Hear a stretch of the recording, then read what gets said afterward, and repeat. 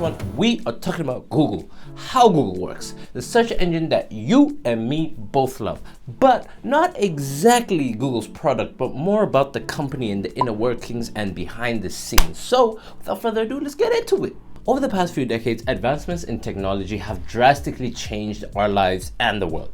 And today we can store near limitless amount of information online and can access the internet through practically any mobile device. Particularly in the business world, everyone's attention has now been shifted to product development. And this has been done in two ways. Numero uno, the internet has pushed consumers to demand better products. And this is simply just because there's more information at hand and they have more choice. For example, let's say if a consumer doesn't like your app, guess what? They can simply just download another one. Second, advances in technology have completely changed the business world because it now allows people and companies to develop products much quicker and in a cost-effective manner.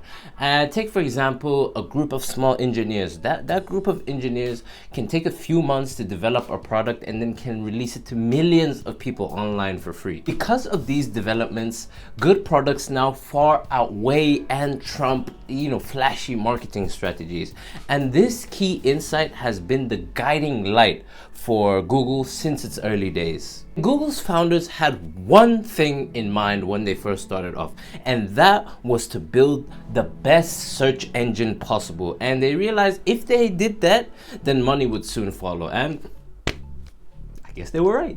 And Google's search engine algorithm is one example of a game-changing product that can only be created by skilled employees that are known as smart creatives. Smart creatives merge business savvy and technical expertise with creative sensibility. Smart creatives are curious, competitive, and ambitious, and these are the type of people that will pull all-nighters just to solve an issue that has been bugging them, issue or problem, or will actually not listen to your direct orders just to prove a point. Smart creatives are the very essence of Google, and just like their founders, Sergey Brin and Larry Page, they're exemplary specimens of this sort of worker. And the manner in which they approach hiring is finding the best engineers and giving them as much freedom to create amazing products. And the way hiring in Google happens is committees review candidates against hard data and supporting documents such as resume, compensation history, and references. But hiring smart creatives also requires a lot of information,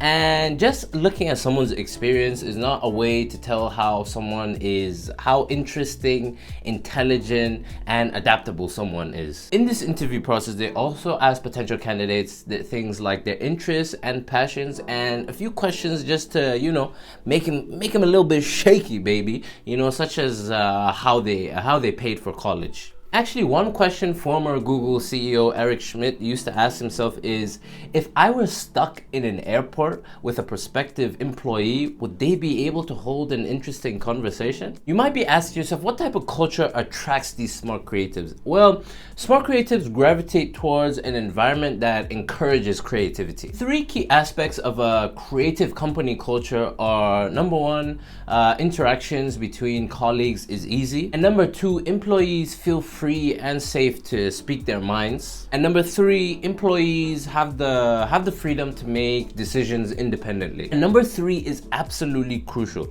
because that gives people freedom, and freedom is the precursor to creativity. And Google also made sure to define their company values to have that appealing company culture. And back in 2004, the founders actually made a company document outlining these particular values. Things as don't be evil and make the world a better place. Most CEOs actually believe that a business plan is what they need for success, but that's actually not the particular way that Google go about it. So instead of a business plan, which is often static and doesn't leave any room for maneuver or adaptability, Google actually use a strategic foundation instead. With the plan, you have a step-by-step process of how to run the company, right? And with the foundation is pretty much an outline of guiding principles. When Jonathan Rosenberg drafted the strategic foundation for Google, he was actually planning on making an MBA style business plan, but he actually settled on something that was a bit broader. And this strategic foundation had 3 key points to it. Number 1, every new product should be based on a great technical insight. Number 2, concentrate on creating fast growth in a global scale. And number 3, be as open as possible. And this foundation allowed Google's smart creatives to use their skills to come up with innovative solutions to unexpected problems. Innovation is not really something that you can force, but some companies try to force it regardless by, giving positions out to people such as Chief Innovation Officer, right? But knowing that you won't be able to force innovation, you can create a climate that allows for it. The first way in which Google create this environment is by setting lofty goals for their employees, such as 10xing a goal that they had initially set. Take quartz watches for example. Quartz watches are 10 times more precise than most other watches, and they cost about 1/10 as much. And another way to encourage innovation is by being open to risk and failure. And at Google, about 70% of their budget goes to core projects, 20% goes to budding ventures, and 10% goes to new experiments.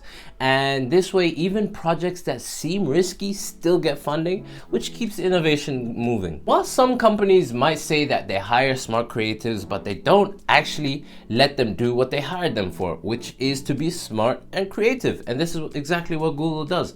Google lets their employees spend about 20% of their time doing whatever that they like. And fun fact about the Gmail actually was a product of an employee's 20% free time. And that is all how Google works. Thank you if you made it this far. If you got any value, that like button, baby. If you have any comments, questions, concerns, comment section down below, baby. And with that,